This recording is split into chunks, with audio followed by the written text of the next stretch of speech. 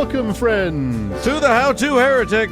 I'm Uncle Mark. And I'm Uncle Dan. I'm Uncle Doug. And this is your user's guide to life on the outside. That's right, partner. Leaving religion is your first step into a better, larger world. It can also be a scary world. Things work differently now. Never fear. That's why we're here. We're your audio uncles. And with help from good friends and experts in all sorts of fields, we're going to share the stories and seek the knowledge to build a great life. After all, you only get one that we know of, so you better make the most of it.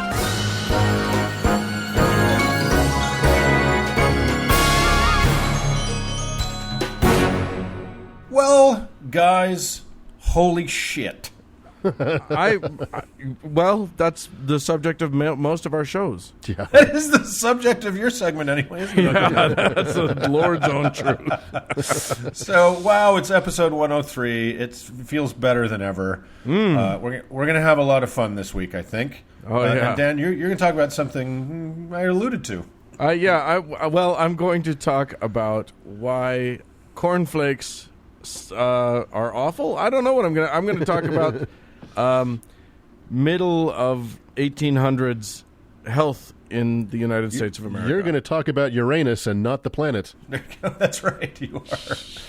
And I'm going to talk about, you got to know when to hold him, know when to fold him, and you got to know when to fucking walk away. That's my right. Kenny Rogers Roasters tribute to America this week. And this week, by the way, we have a very exciting sponsor.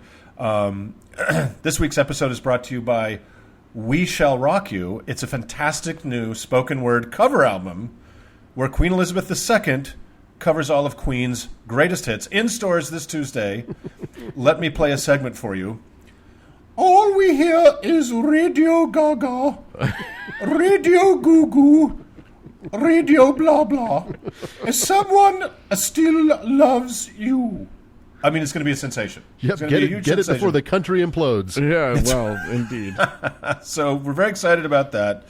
Thank you so much. Did we introduce what Doug's going to be doing for this week? Oh, yeah. I'm going from pole to pole, folks. Top to bottom. I thought there was a Uranus in there, but maybe we were still in your segment, Dan. Yeah, I just wanted to make sure that we understood that Doug is apparently... We didn't keep him off the pole like contributed. we thought we were going to. Right. Yeah, so let's see what Doug contributed. Let's just jump right in.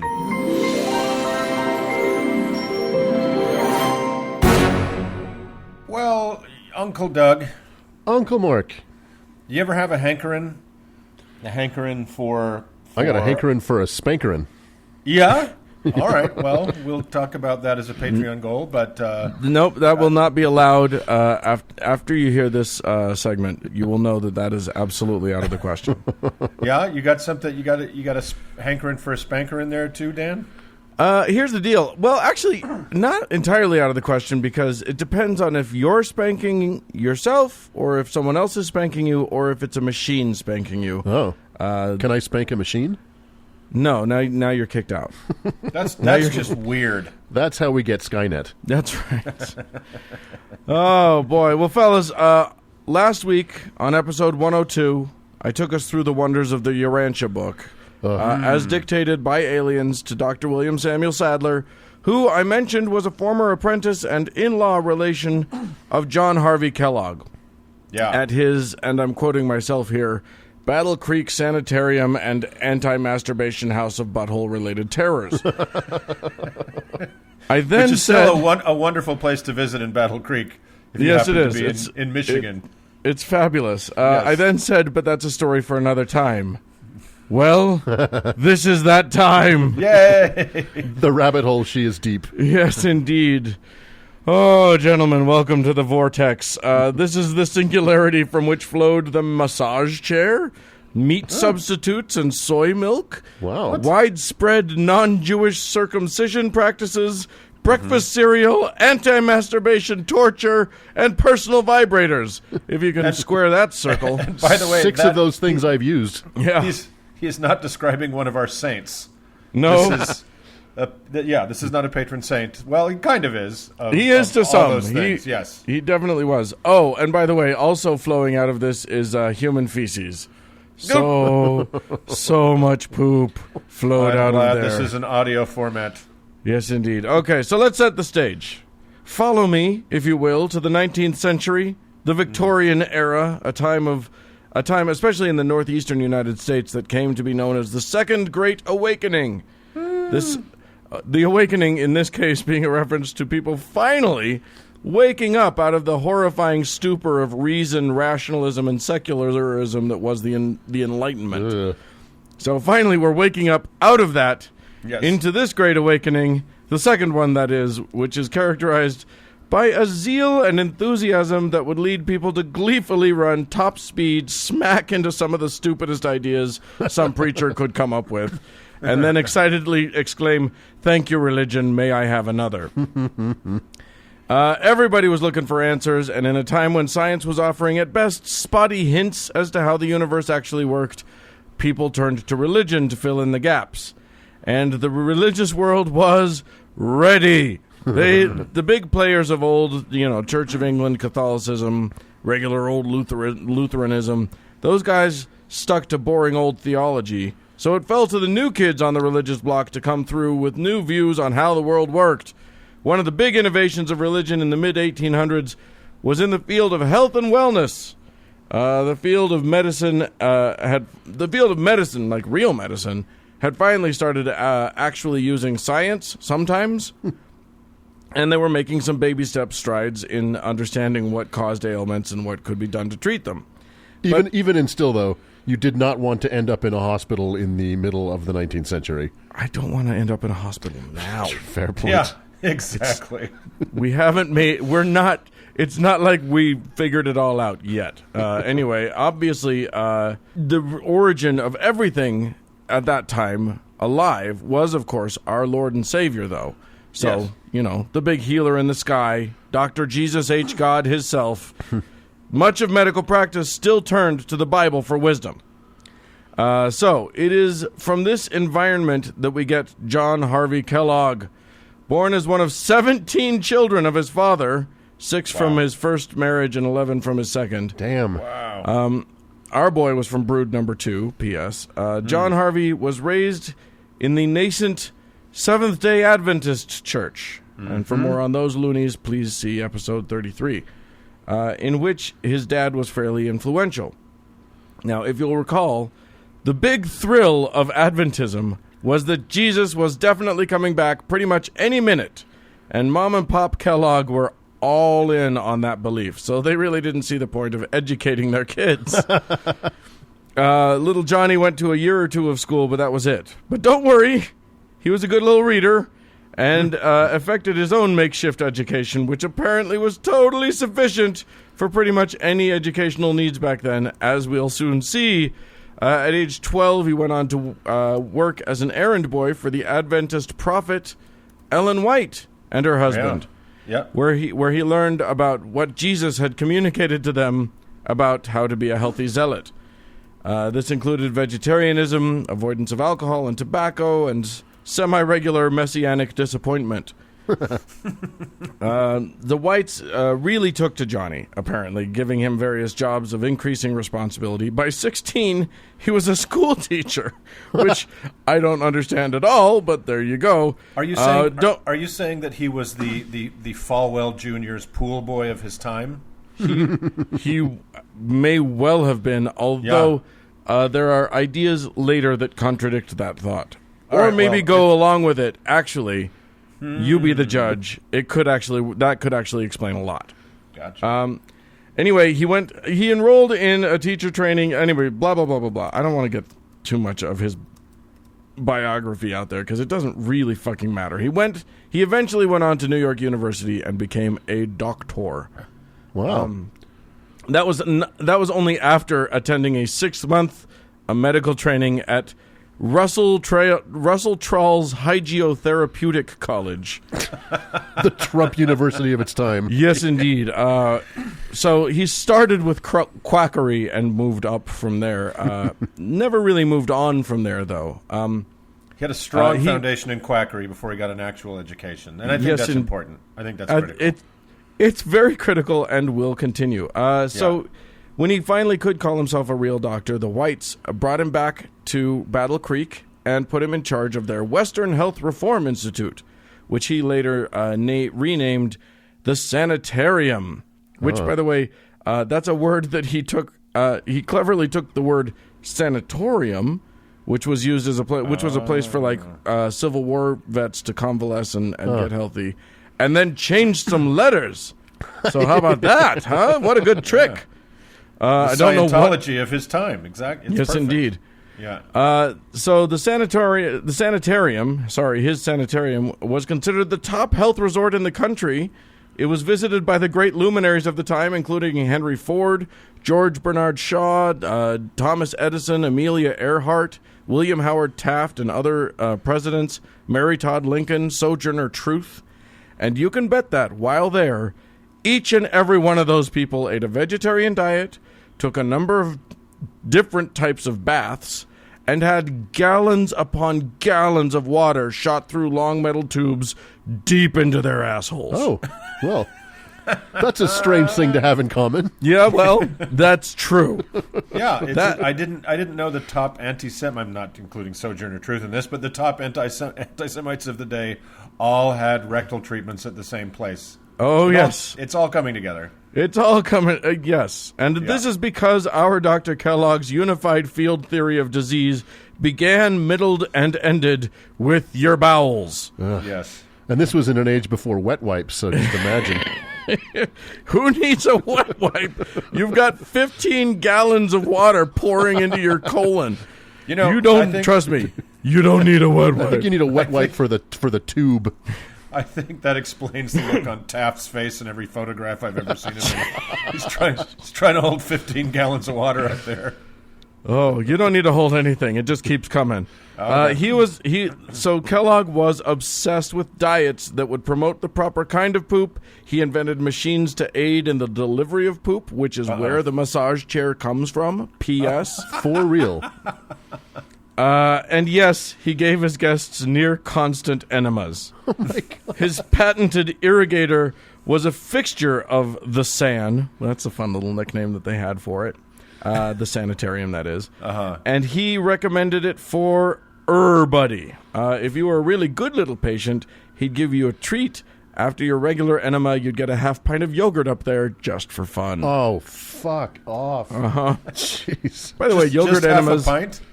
Yeah, right. You'd think he'd go big or go home. Yeah, after 15 gallons, you'd be a little stretched out up there. It's just a sorbet. It's not. Don't think of it as a full dessert. Just think of it as a little amuse-bouche. Yeah. Was it Greek yogurt or like fruit at the bottom? Do we know? Fruit in the bottom. I think it depends on what you requested, really.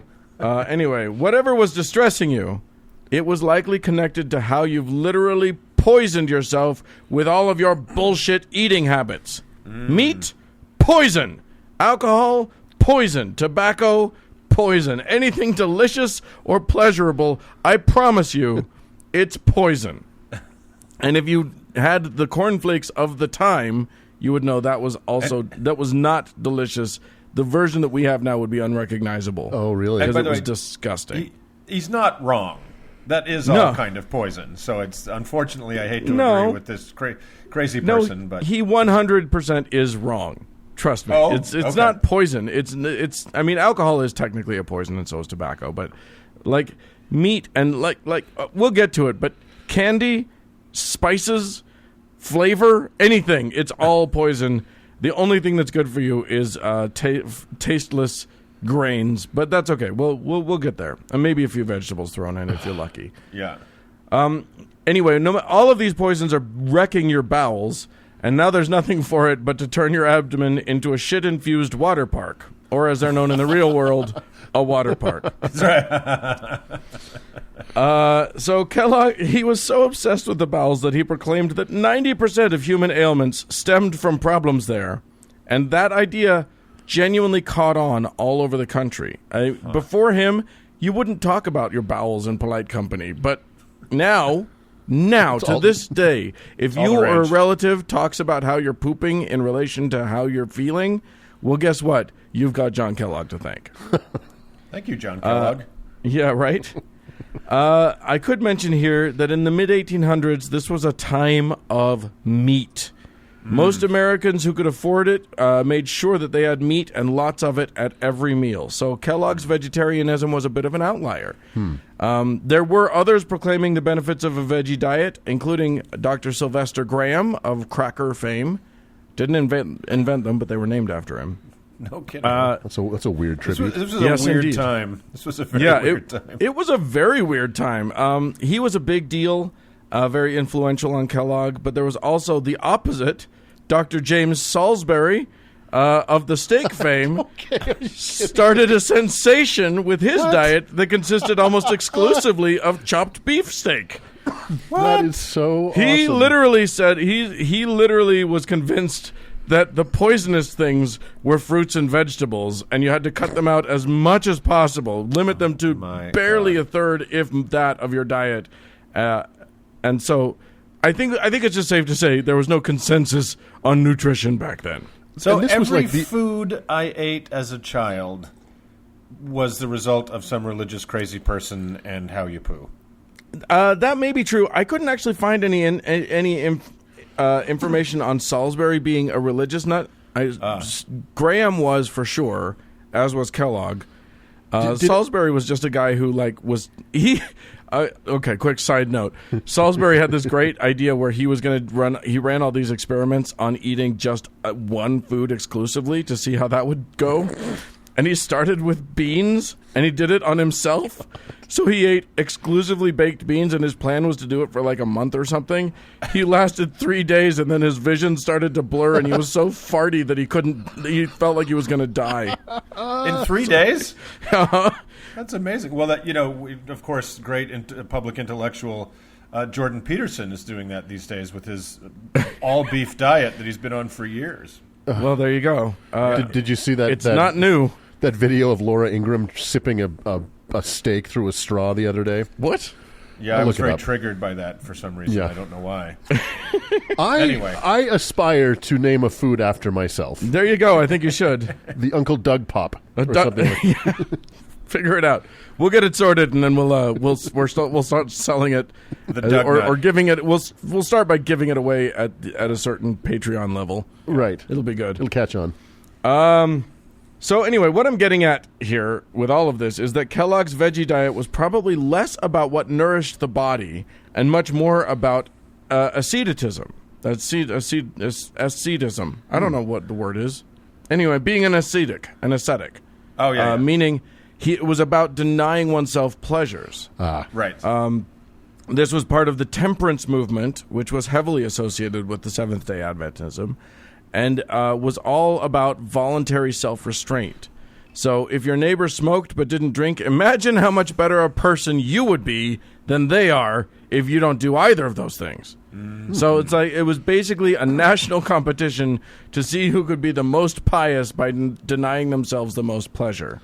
Mm-hmm. And John Harvey Kellogg was winning. So, for further evidence of that, let's move from the bowels to the second biggest cause of ailment and negative disposition. This was a far more sinister source of human misery. Onanism. That's right. Yes. Self-love. Whacking the kraken and buffing the muffin. Hand-to-gland combat. Playing the clitor. Jacking the beanstalk. Badgering the witness. Masturbation! The truth is that it's difficult to tell which came first for the good doctor, bowel obsession or masturbation obsession. They both fed into each other so completely. So much of his eating recommendations were to do with cooling your sexual jets, that the whole bowel thing may have just been a doctory-sounding afterthought. So, cornflakes, as many of our listeners will have recently learned thanks to a spate of memes, were invented as a food sufficiently bland as to not excite the sexiness. Oh, my God. Foods that did cause sexiness, tea and coffee, candy, spices, cinnamon, cloves, peppermint, and, quote, all strong essences. Oh, fuck. Basically, it was all about curbing the masturbation. So, was there an epidemic of young people masturbating right after breakfast in there was an epidemic. There was and is. There was, yes, exactly. Have you met young people? Because that's what they do. Okay. And masturbation was the cause of a whole host of ailments, including, but not limited to, insanity, sterility, warts, nervous breakdowns, uterine cancer, spinal derangement, whatever that is, birth defects. That's right, your baby is fucked up and it's your fault for masturbating. Oh. Basically, thanks to his stupid fucking religion, Kellogg was convinced that all things sexy were inherently base and bad, and because of his medical training, he was able to convince the country that he was right. But don't worry, he has answers. After a parent caught their kid doing the dirty deed, which, by the way, he recommended sneaking up on them at night, whipping off their bed covers, and thoroughly inspecting their genitals. Yeah. Okay. Yeah, that was his recommendation, because this is such a bad thing, you have to catch him in the act. And you know what? He does it, he gets a goddamn cereal named after him. I do it, I can't go within 500 feet of a fucking school anymore. I know. It's bullshit. It feels Where's the justice? It feels like progress, actually. That feels like progress. Anyway, there were a host of options to help you with this problem. Those included tying the kids' hands, bandaging their parts, or putting their various bits into cages, literal, like, basically chastity belt cages. Okay, that one's new. I'm done with this. This guy was such a creeper. Fucking hold on to your hat. We're not there yet. Yeah. Which is, and by the way, the other thing was shame. Just so much shame. Well, this was the best thing a child could feel. He's in good company there. Yeah. We've talked about this when we talk about Mormon masturbation shaming. If you think about a teenage boy's dick more than they do, you're a freak. Right? Yeah, you're the problem. You're the problem. Yeah, well, here's the thing. Sometimes even all of those techniques wouldn't prevent the kid from masturbating. I gotta say, the hand cages would be pretty effective. No, the cages were for the genitals. Oh. You could tie the hands, but the cages were for your dick. Guys, I know you run in different circles than I do. Well, I think that's probably a thing, too. I know you run in different circles than I do, but those cages still exist, by the way. You can yes, buy them indeed. on adamandeve.com, actually. Yeah. It's true. Anyway, yes, get yourself a hand cage, but do it for fun. It's not not to prevent fun. Yeah. If the problem persisted, stronger measures were absolutely justified. Jesus. This included circumcising boys without anesthetic, as the pain would have a salutary effect upon the mind. Now, keep in mind that at that time in America, circumcision was really only a Jewish thing. It was pretty much unheard of for Gentiles. He also looked into sewing the foreskin closed with silver wire. Oh, what? Jesus to make it incredibly painful to get an erection. Oh, my God. That's fucking sadistic. That's pretty horrible. For girls, things were equally horrific. He called for blistering the offending parts with carbolic acid. Oh, my God. My God. Or just lopping them off altogether. Oh, my God. Never mind the fact that there was plenty of good medical research out there, even at that time, that these were bad ideas. Doc Kellogg had God on his side, and that's a better authority than, research. Do I have to boycott cornflakes now? Absolutely. I don't think that there's any evidence that the Kellogg Corporation currently is in favor of any of this. Yeah. So, but there isn't and any also, evidence that they aren't. That's right. Well, that's true. The Kellogg Corporation was started by Will Kellogg, John's brother, because John just wanted to give it all away and not patent any of this stuff like an idiot. He was much more concerned with the health benefits. He wanted everyone to have it. Anyway, go ahead and have cornflakes. Just masturbate into them. I think that's the key. Or masturbate with cornflakes. That's right. Now, lest you think that Kellogg might have been a hypocrite, please note that according to him and all his contemporary accounts, in the 40 years of his marriage, he and his wife never had sex. Oh. That's the kind of guy we're dealing with. Okay. Now, whether that was due to him being an asexual person and then hailing that as the greatest human virtue and foisting it on the rest of the country, or him having been abused and messed up, as Mark may have been alluding to with these white people, with the whites, or even if he was just a believer who was able to give up his natural urges, it doesn't fucking matter. His backward views, combined with his popularity and unfounded authority, meant that he had a huge effect on society that ripples through our collective mindset to this day. Wow. I am circumcised right now. I am missing part right now of my penis because of this asshole. Yeah. I don't have much to give up. Yeah, exactly. He was the one who popularized the ritual mutilations specifically so that we boys would have less feeling in our dicks so that we might masturbate less. What a lovely guy. Thanks, Doc. Yeah. So, well, what a peach. Yeah. I do want to mention that some people give this monster credit for getting a few things right very early on in terms of medical stuff and nutrition stuff. Well, I don't give him credit because, like so many quacks then and now, he was just spouting things that he decided were true and made people believe them. If he was right about things, it wasn't because he was prescient. It was because dumb luck sometimes works in your favor. I don't think you get a lot of credit for being, right by accident, right? Well, and, Hitler invented freeways, but we don't, spend any time lauding him for that. You know what I mean? You kind of have to look at the totality of a person. Well, but at least Hitler, actually had a good idea, and there was a reason for it with freeways. With this guy, he just made shit up and then decided everybody needed to abide by it. Wow. Well, it was, and what he was looking for, of course, was an outcome. He hated masturbation, he hated sexuality, and he wanted to control all that. So he just invented "quote unquote" science to backfill, and support his presupposition. Did he at least die terribly?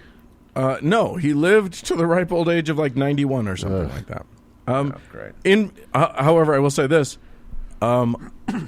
Salisbury also lived to a ripe old age. So really, so fuck off.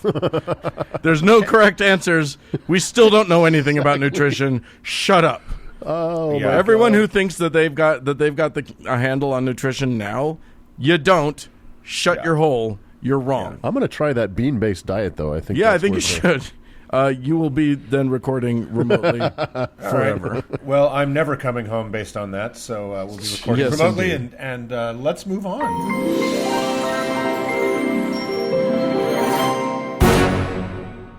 Uncle Dan. Hey, Uncle. Oh my. Oh no, we don't know what we're doing now. Yeah. Oh dear. Yeah, it's Jinx. I don't know what to think now because I when I look to the skies. I want to know why something is happening, why a thing is happening. Yeah, and I don't think that's for science to decide. No, that's, heavenly phenomena are the exclusive purview of the religion world. Well, I absolutely agree. Yeah, and like Uncle Dan said in the last segment, anywhere there's a gap in our understanding, religion is there to take a stab at it. And stab they will. They get pretty stabby. In this podcast, we've covered various versions of sun gods, moon gods, water gods, wind gods. Basically, any natural phenomenon for which there wasn't an explanation by science yet was ascribed to a god or an attribute of a god. Yeah. Unfortunately, if you saw the photo of evangelicals on the beach in Florida the other day praying away the hurricane, when, of course, they could have just nuked it, you can realize we are still a pretty stupid species. Yeah. But I was just up in the Great White North with Uncle Mark, and we went to visit a pretty great museum on Vancouver Island with an outstanding First Nations exhibit. I liked it better than Mark did. What? I liked it fine. Please don't do this to me. I liked it fine. Uncle Mark is racist. It got me thinking about a celestial phenomenon that is not shared among cultures around the world and is weirdly only common among cultures in the far, far north and the far, far south of our little planet.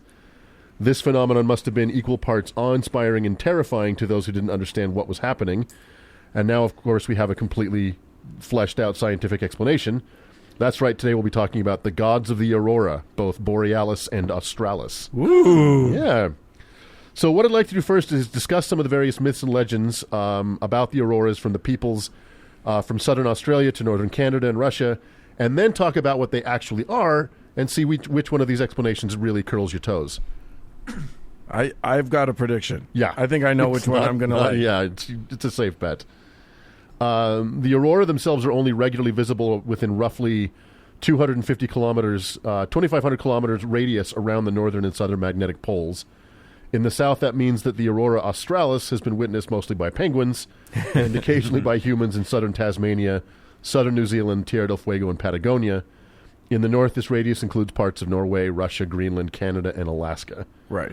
Their appearance outside of these zones is rare enough that in a lot of cases, generations would pass between sightings. So little to no legends of the aurora are found in, say, the Polynesian culture, the Aztec, the Aztec and Mayan cultures, Middle Eastern, Southeast Asian, or African cultures, and most of the Great Plains cultures in North America. However, as we've talked about a lot in this podcast, there's a lot of cross-pollination going on amongst ancient cultures, and although rarely seen, some legends about the aurora made it down well outside or up outside of where they are visible. Interesting. Yeah. However, in the South Australian, Northern North American, Northern European, and Siberian cultures, there's a whole lot of ore to mine. Yeah. Needless to say that these cultures have very little in common, but one thing they did have in common was an insane light show, especially in wintertime, that lit up the night sky with eerie purple, blue, and green ribbons. I really want to see it sometime. I've never seen it. I've never seen it, Yeah. and it would be worth it to me to make a trip to Finland or Iceland or somewhere. I've seen it very faintly one time. Northern Norway apparently is kind of the best place to go because you can. It's way up there. Yeah. But it's also Norway, so it's awesome. I want to go to one of those places that has the Fucking Norway. the domes. Have you seen these? No. You sleep in a clear dome. Oh, very cool. And all night you've got a view of the sky. And That's whatnot. awesome. Well, here we go. So like my proctologist always says, let's start at the bottom and work our way up. It's a very Kellogg direction to go in, but let's do it. Yeah, I know. Many Aboriginal tribes in Australia had myths about the aurora, mostly centering around fire. The Guntijmara people, nailed it, called them Puebue, or ashes, while the Ngarrindjeri people thought they were campfires of the spirits in the land of the dead. Okay. Now, just because something is ancient, don't mean it's woke. And in many of these cultures, only male elders were permitted to watch and interpret the aurora. What? So wait, did they make the ladies look away? Apparently, they're not supposed to look at it. Don't look. Moving north, the words aurora boreas are actually Greek, meaning winds of the sunrise, and was coined by Galileo himself. Well, he wasn't too far off the mark, was he? No. Yeah. Interestingly enough, a couple cultures kind of got somewhat close to some interesting ideas, but obviously nowhere near what the truth is. But, Galileo was closer to the 40th parallel, and if the aurora are regularly visible that far south, that's not very good for life on the planet Earth. No. Northern Asian tribes believe that the aurora were celestial battles between good and evil dragons that breathe fire across the firmament. That's pretty cool. Sounds right. In North America, here is a very incomplete list of the tribes and their legends. The Cree Indians believe the aurora were spirits in mourning because they were apart from their loved ones. The Algonquins believe that there was a fire built by Nanabozo, their creator, signaling that I love Nanabozo. That is an I don't know anything name about for a creator god. that is my new everything. Much further north, many Inuit tribes believe the aurora were the spirits of the dead playing a ball game that they used a walrus skull as the ball. Because obviously. Right. It just feels like you get those tusks in and suddenly it's rolling funny. Exactly. The tribes of Nunavik Island had it reversed, believing that the aurora were spirit walruses playing with the skull of some poor human. I like that better. That's an improvement. The Dene people came interestingly close to hitting on something, believing that there was some relationship between the aurora and the sparks produced when stroking caribou fur. Now, not really related, but getting there. I like that. Yeah. It's got a whole static electricity thing going There you go. Unsurprisingly, aurora featured into Norse mythology, and they were either light reflecting off the armor of the Valkyrie, a fire that surrounded the ocean, or even that glaciers stored sunlight during the long summer and it leaked back out into the universe in darkness. I love all it's of those. I love Yeah, all they're of great. those. It's Yeah. a glacier light fart. Yeah, like like most things Norse, it's just cool. Yeah. Sightings in Europe were very rare, but were generally seen as a bad sign, particularly because auroras seen that far south were mostly red, which is way too complicated to go into why. Just a few weeks before the French Revolution broke out, the sky was said to have blazed red, and given what was about to happen, I would say that was an apt omen. For a little more color, and the color is most definitely red, on that subject, we touched on it in episode 95. In 1862, during the night after the Battle of Fredericksburg, in which the Confederacy fairly kicked the shit out of the Union, aurora were clearly visible over the battlefield. Confederate soldiers took it to mean that God was on their side, and since it was the God of the Bible, they were right. Well, God was on their side. I mean, you can't say God was on their side because they lost in the end. So I feel like that was God just fucking with them. Well, that night they won. That was it was the most lopsided defeat for the Union of the war. Right, but you have to. Here's the thing about signs from God: you have to go back and reinterpret them when you have more information. So Yeah, Right. it's Now we can better look at after that. the fact, isn't it? now we can look at that and know for sure that God was just being like, "This is wrong. Fuck it." So, now that we've talked about the various rather pedestrian explanations of indigenous peoples, let's talk about what the aurora actually are. The short answer is that they are disturbances in the magnetosphere caused by solar wind. Boo, nerd. The longer answer is that the giant ball of molten nickel spinning thousands of kilometers beneath our feet produces a huge magnetic field that extends tens of thousands of kilometers out into space, and which shields us from the constant bombardment of charged particles being hurled at us by a sun that clearly wants us dead. No. Were it not for this invisible shield, the atmosphere would have long ago eroded away, and complex cellular life would probably not have formed. These charged particles, called the solar wind, traveling between 200 and 1,000 kilometers a second, slam into the magnetosphere of the Earth, slide along the magnetic belts until they coalesce at the two magnetic poles. These ionized protons and electrons were crammed together at the poles. They emit light energy, and that's what we see as the auroras. And just to be clear, I am not a scientist, so I probably mucked that all up. No, you did because you didn't even mention the walruses and the skull. Exactly. Yeah. So I feel like that is all bullshit. Everything you just said. And just to layer on a little bit more of the awe and the wonder of the true explanation, in the last several years, non-terrestrial auroras have been observed. Hubble observed them on Jupiter and Saturn, and Cassini and Galileo observed them on Uranus and Neptune. Nice. While Saturn's are the most like ours, the ones over Jupiter are way cooler. Jupiter's gravity is constantly squeezing its moon Io, which makes it the most volcanically active body in our solar system, and the charged particles from those eruptions, along with the solar wind, create Jupiter's aurora. Oh. Wow. And auroras have been observed as well on Europa and Ganymede, which orbit Jupiter, as well as faint ones over Venus and Mars. And there's even been an extra solar aurora discovered over a brown dwarf called LSR J88 plus 3259 that are 1 million times brighter than the auroras of Earth. Well, that's just too bright. Yeah. So now you've taken it too think- far. I didn't know that walruses had spread out over such great distances in the universe. I Exactly. think this is pretty yeah. incredible.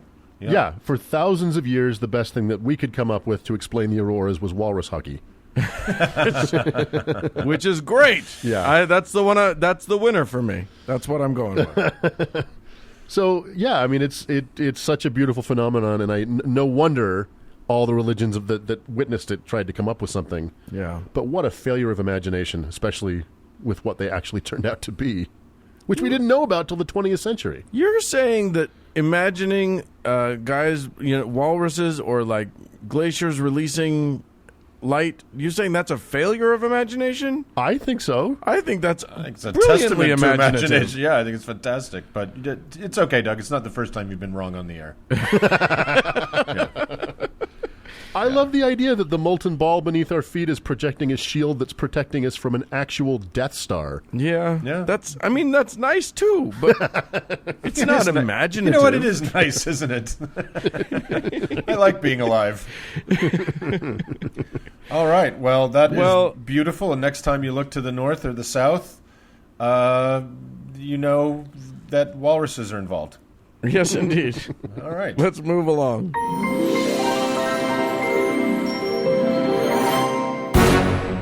Gentlemen, Listen, this show, it's a thing that we do, and we like to do it, and we do it for the people. Yeah, that's right. And and the people out there, they respond with kindnesses, with reviews and ratings on the old iTunes and whatever. Just a smattering of hate mail, but it's okay. Just the littlest bit of but that just keeps it spicy as far as I'm concerned. I like a little bit of spice in my soup.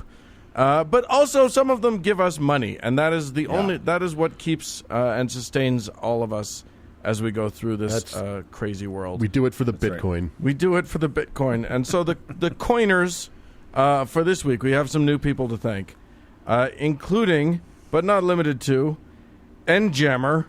Boof Doggy Dog. Tamia. Boof Doggy Dog was a friend of Brett Kavanaugh, I am certain of it. Still is. Yeah, exactly. His rap career is not taking off. Mark, and I don't remember if I thanked last week, so I'm going to rethank if possible. If I did, BCP Doc. Nice. So, thank you guys so much for your contributions. If any of you feel like what you're getting from us is of value, please feel free to dive in and become a patron yourself by going to howtoheretic.com and clicking on the Patreon thing. Or you can go to patreon.com and search us there if you want to. That's right. Whether or not you have the dosh to do that, you certainly have the resources to go to iTunes or Stitcher, any Pod Blaster. Give us 5 stars. It sure means a lot. You're listening to us on one of those right now. I think you can afford to click the 5-star thing. You can do it without pausing the show. Shame. Yeah, right? Exactly. And no 4 stars, no 3 stars, no 2 stars, no 1 star. That's cheating, and you're a bad person if you do it. 5 or die, bitches. So do it, and let's move on.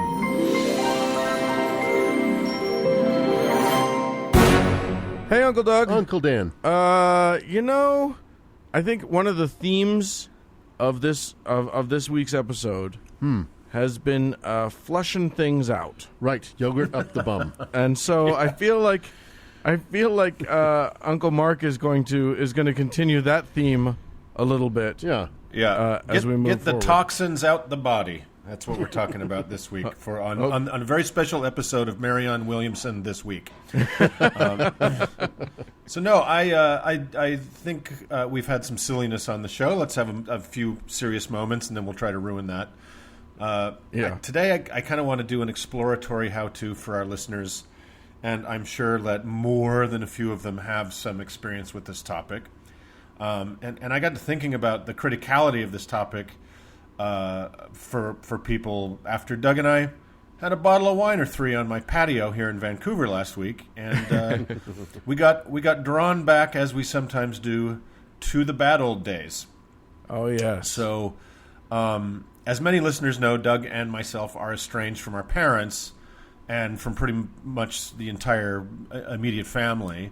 And though we each pulled stakes at different times, we've had close to 0 contacts for well over a decade, and nearly 2 for me. So for us, this state of affairs is actually normal, and in both our cases, it's the best possible scenario. So I want to talk about... Although it is utterly shameful. We should be ashamed. You should both feel terrible about it. Thank you. The great sense of betrayal. Can you be like every friend we have and just pile on there? It's very helpful emotionally. So good. So I want to talk about estrangement today and what we owe people in our lives, and maybe discuss how to know when the time has come for you to walk away. Every family, every relationship has its strains. Every partnership has some imbalance of give and take. I don't know how that part of the human condition could possibly be avoided unless you want to pull it into the wild scenario and try to live alone in a school bus in Alaska. You're going to spend your life giving and taking an unequal measure with everyone you meet, right?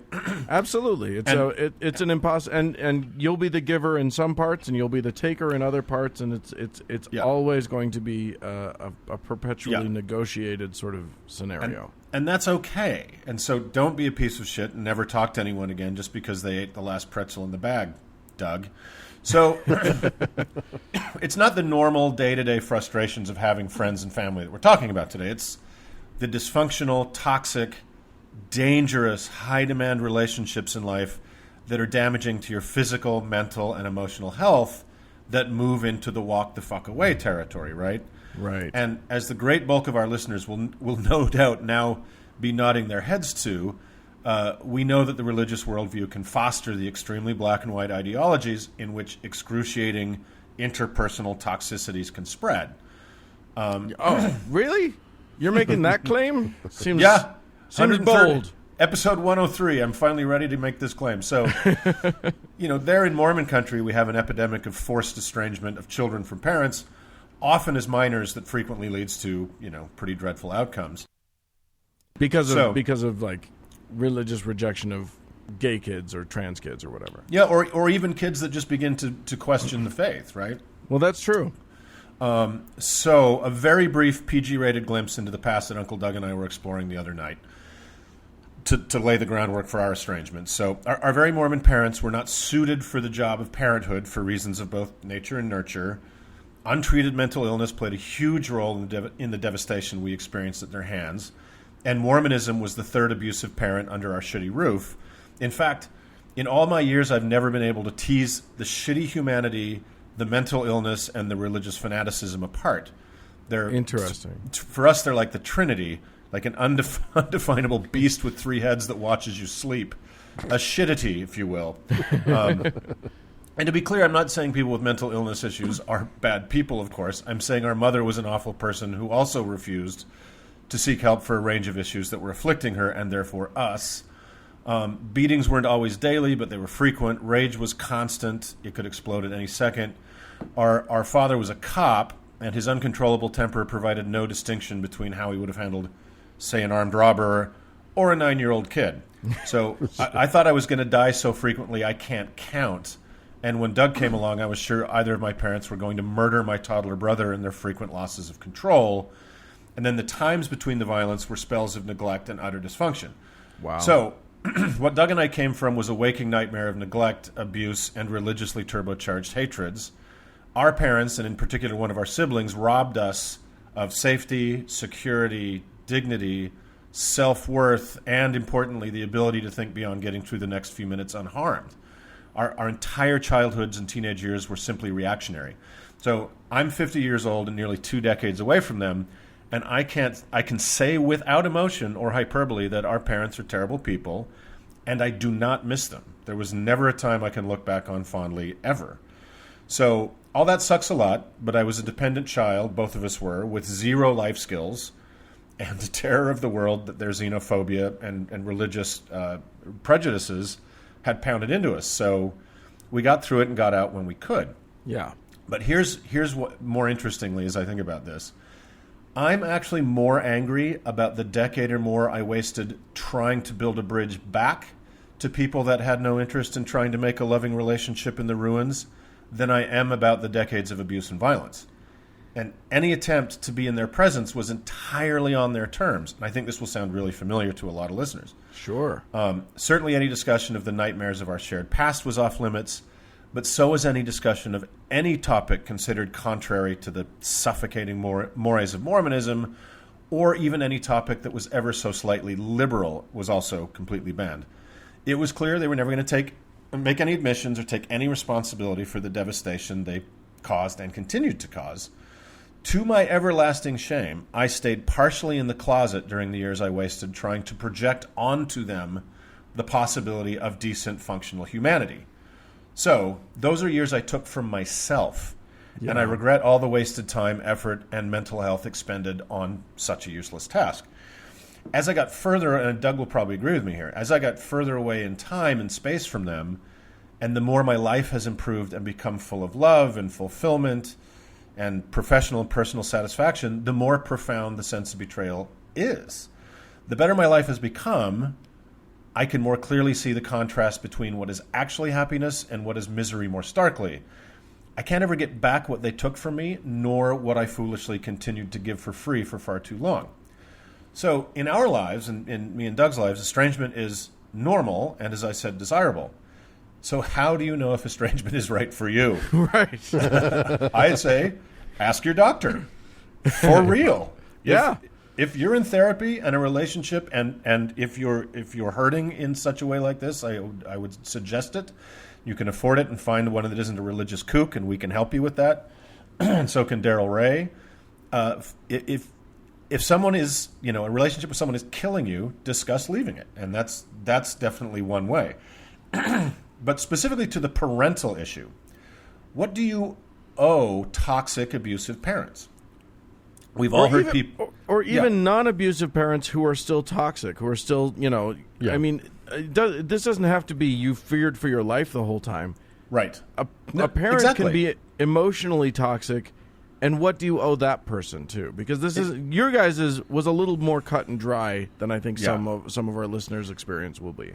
Yeah, and when I talk about toxicity or abuse, I'm not necessarily saying it had to be you got your ass kicked by a cop 4 times a week, right? Right. When you were 8 years old, and there are all sorts of abuse, pathways and behaviors, and not all of them are physical. There's plenty of sexual abuse, but there's just plenty of emotional, psychological, verbal abuse that should make you question your relationship with this person. So we've all heard people say about their kids, I fed you, I clothed you, and what thanks do I get? So I would just say, in the completely appropriate words of Chris Rock, what do you want, a cookie? 2 people fucked, and 9 months later you appeared on the grid. Boom. You had nothing to do with those decisions, right. And you can't walk, talk, or feed yourself. It's their fucking job to feed and clothe you. And they would rightly be in jail if they didn't. Anybody pulling that bullshit knows they've already lost the argument, right? Well, and I would add to that, too, is clothing and feeding is and putting a roof over your head is the baseline. Yeah. You decided to have a child. It is your responsibility to educate that child. That kid cannot pay for anything. Yep. You bought him a car at 16. What the fuck were they going to do?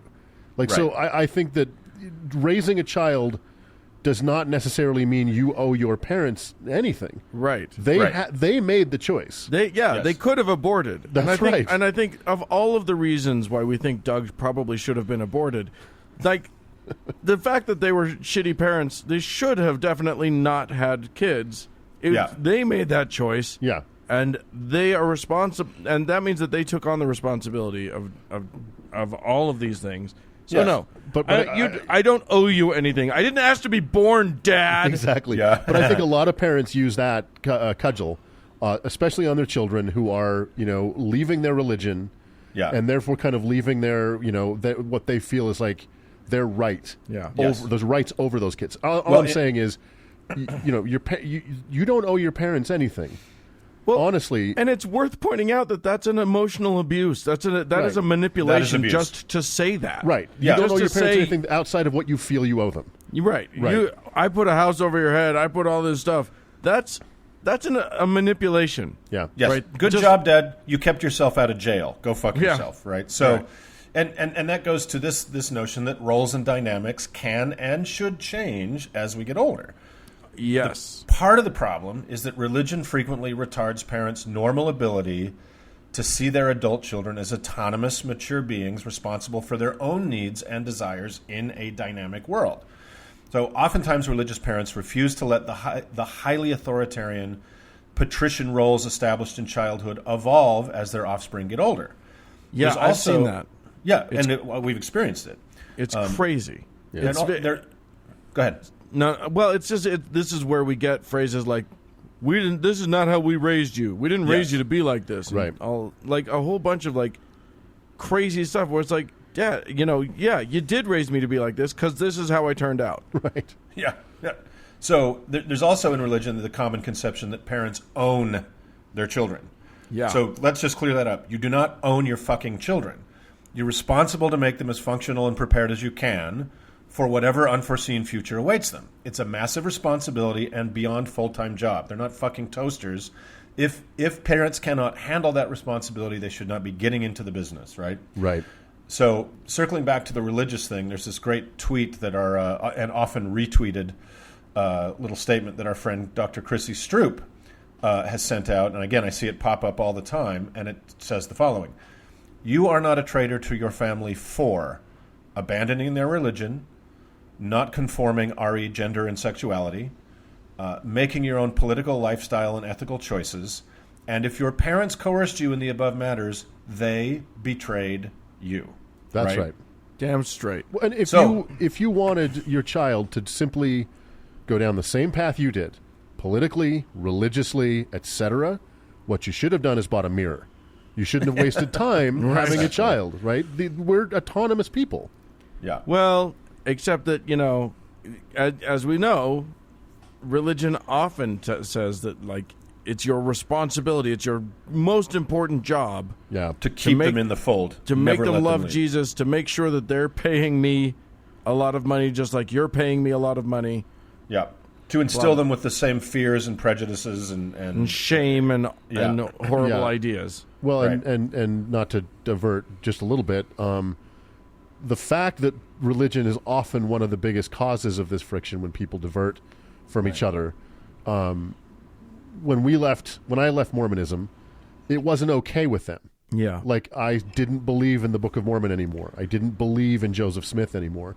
And we couldn't have a relationship outside of my non-belief. So, you know what I mean? Like, they couldn't just accept me and say, well, you don't believe what we believe, but you're our son and we love you. Right. It was like, no, this is unacceptable. Right. You aren't welcome here anymore because of that. Our love is entirely conditional. Exactly. Yes. Their unconditional love was so weighed down with asterisks you couldn't actually see the words. So, and I think that's the case for a lot of people. I think one of the problems is that people don't see these signs as being as what they are, which are these are not when they say, I just love you and I want you to be safe in the afterlife and I want, I cannot support you because you're making decisions that I know mean that you will go to hell or whatever. How can I beat Jesus' love into you any harder? Right. Well, what they're saying is, I can't love the you that you are. Right. They're literally telling you, I don't love you. Right. Yeah. I love my vision of what I want you to be, but I don't love you. Right. I love a two-dimensional version of what I think you ought to be. And you have no right to move beyond that. Therefore, get out. Right. Well, and I think to your point, Uncle Mark, is your presence in their life is entirely up to you. Okay, so I'm going to get to that. Let me get through the rest of this, then we'll get to that because I think that's an interesting discussion. So, what do we owe parents normally? If they were kind and truly did the best they could in their circumstances to do right by you, a lot, I would say. I think you owe them gratitude for being kind that way. I think they deserve your respect. They deserve our presence in their lives or our patient assistance with showing them how to open an attachment or use the remote or to try to answer their questions about... But it's like the 50th time they've asked, and it gets hard. But, and also answer their questions about what a Cardi B is. But I think it's a Twitter. Is that a Twitter? I think it's a heart condition. But if they're cruel, selfish, disapproving, hateful, etc., well, and if they refuse to adjust to you leaving their faith or being queer or becoming intimate with a person of the wrong race or voting the wrong way, you may not need them in your life. Parents are not like an iTunes user agreement. They are not necessarily eternal. Yeah. You can leave. And maybe if they're sort of shitty people, being afraid of you turning your back on them is a good thing, right? Yeah. Making that clear might be helpful in correcting unacceptable behavior. That's a really interesting point. It's so funny because what we don't think about is I think societally we're fed a lot of lines like blood is thicker than water and families first and all of these ideas. I didn't choose my family. No. You don't get a choice in that.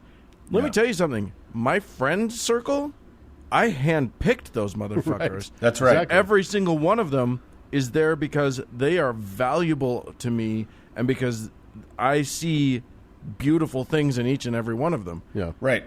In Mormonism, when they told us you will spend eternity with your family, I nearly fainted. I didn't want to have fucking lunch with my family.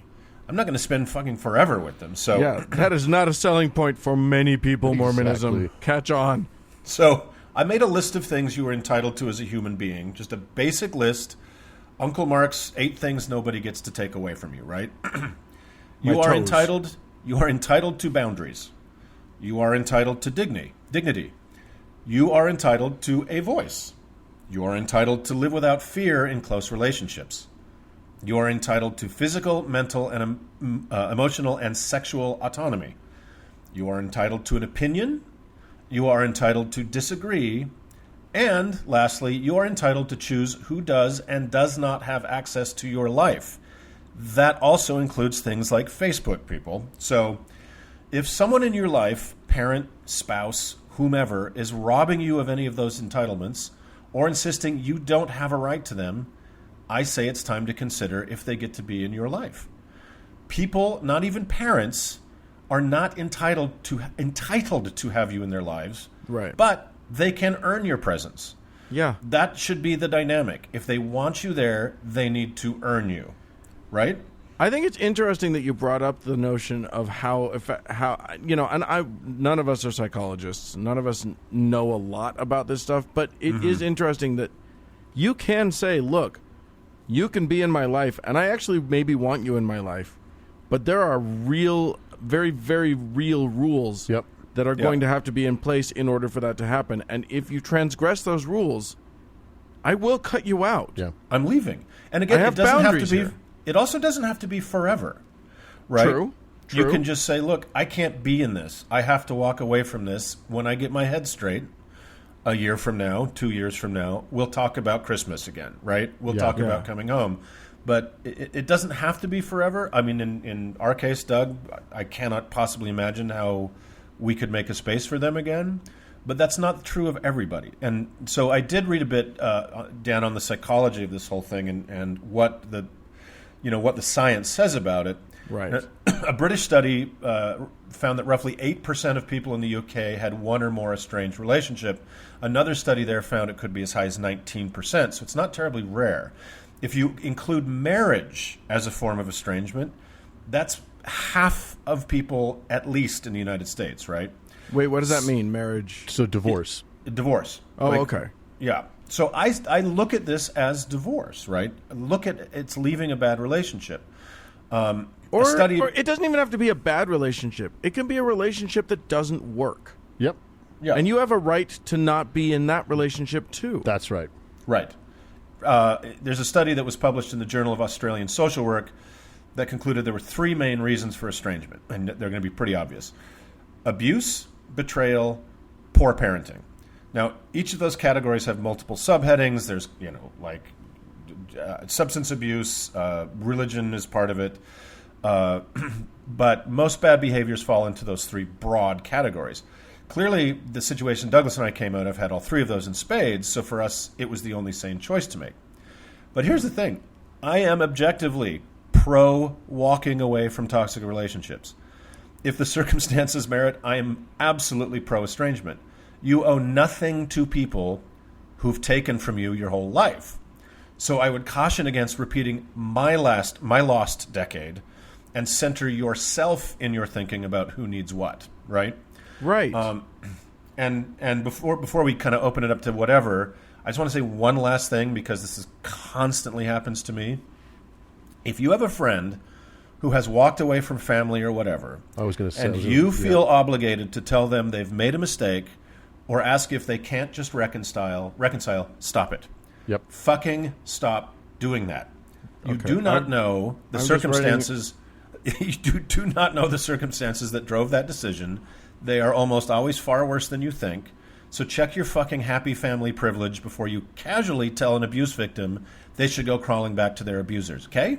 Yeah, that shit makes you part of the abuse and objectively pro-abuser, and I suspect you don't want to be that person, so don't be. I'm just going to write a quick email to your parents saying, never mind, don't come to the party I'm throwing. I'm afraid if you don't have a fax machine, they're not going to be able to receive that. So anyway. If you can get it broadcast on Rush Limbaugh, they will hear it. Yeah. So it got a little serious, but fellas, let's just have a little discussion about it. And I think... Go ahead. Okay. Look, it's so funny to me. I am a person who I've suffered some loss in my day. I've dealt with losing people that I do love, and and I think because of that, and because I had a lot of therapy through all of that, I think I now have a healthier relationship with loss. But I know that people don't have a healthy relationship with loss a lot of the time, and the thought of losing someone is scarier than the thought of staying with someone that sucks. So I think that's something to work through. That's something to be thought about. I see a lot of people who aren't even willing to unfriend someone on Facebook who's a shit. Yeah. Like they'll block them, or they'll hide them or mute them or whatever. And it's just like, why are you afraid to just, you don't even know them in real life, you can just jettison them completely and nothing bad will happen. Well, I think it's interesting that coming out of a religious spectrum, it's very commonly in patrician religions, it's women coming out of those situations that have a harder time cutting those strings because they're taught that they are there to serve, right? And so women sometimes have a harder time doing that. But and let's just make clear that in me and Doug's situation, we're talking from a bit of a point of privilege, that we're both, white American men that have good jobs. So when we walked away, we didn't lose, our next meal. Yeah, you were safe. We were safe enough, right? And so not everybody can do that. But so if you're at a point in your life where you have a place to land, really think about who's taking what from you, right? Yeah. And think about what you have the right to, because you definitely have the right to relationships without fear. Yeah. Right. I think that's an amazing thing to say, because a lot of people, and that's not just fear of a fist flying. If you dread going over to someone's house every time you go over to their house, this is a red flag. Yeah. You need to ask yourself some questions about that. And it may be that there are difficult relationships that you believe are worth investing in. True. Yes. Then that's your choice, right? Absolutely. But there are relationships I think all of our listeners and all of us have had where it's just guilt. Yeah. And inertia. And shared past experience that keep us in this relationship. It's like, okay, I'm not making you better. You're not making me better. This is just hurting me. Yeah. And I can be selfish. I can say, I'm sorry, but I don't want this. Also, that's not selfish. Right. You know what I mean? No, that's self-preservation. Yeah. Right. Craft your goddamn life. One of the things that we say every week on this show is you only get one that we know of. Yeah. There's only one life that you get. Fucking make it good. Well, that's why I think this is absolutely critical. This idea of you have the right to walk away. You have the right to happiness. Yeah. You have a right to your own fucking time and headspace. You are not required to keep giving to somebody who is only ever taken from you. Well, and to your point, Uncle Mark, it's one of those things. I don't know why, but people don't. If you order a steak for lunch, nobody's going to judge you or say something to you at least about it. Mm-hmm. But if you tell almost a perfect stranger that, I'm kind of estranged from my parents, they have no problem saying, oh, you know what, you should fix that.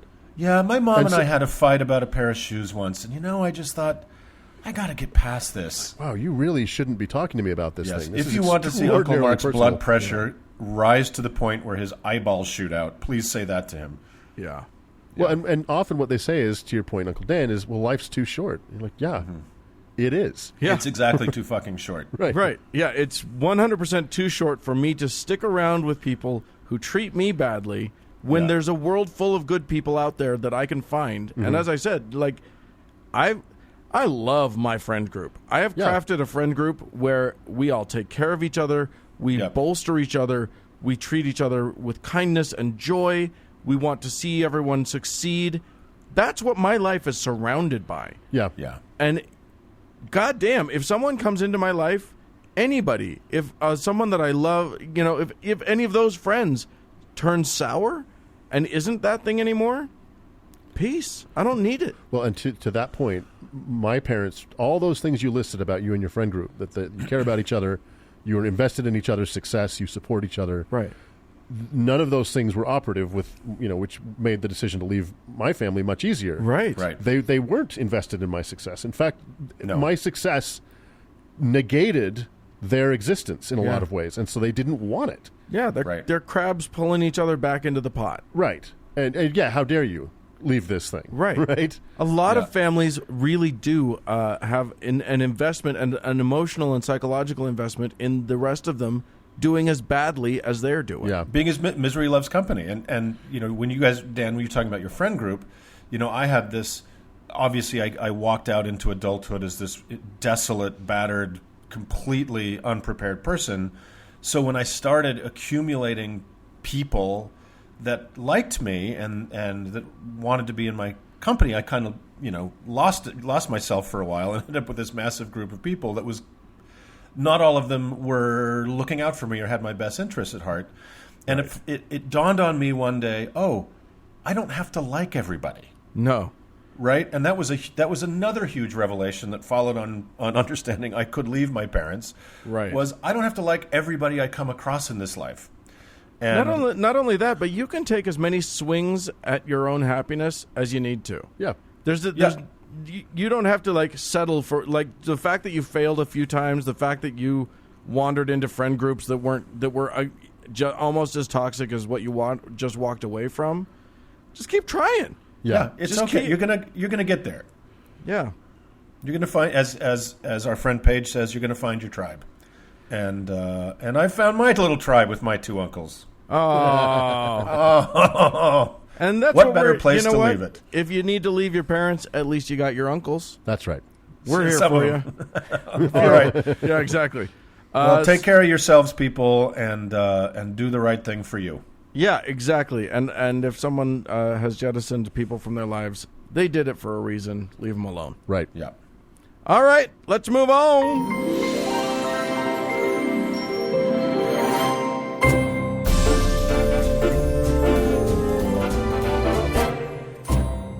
Well, friends, that is it for this week's show. Hey, we'd love to hear from you. If you are a walrus that has been kicking around a skull, send us an email at howto@howtoheretic.com. Or if you got some yogurt up your butt, don't call us at 903-88-HOW-TO, which is 903-884-6986. You can tell me about it on Twitter, however, at HowToHeretic. And thanks to our awesome patrons. And thanks to Cody Layton for editing the show. And thank all of you for tuning in. Bye, friends. Bye-bye.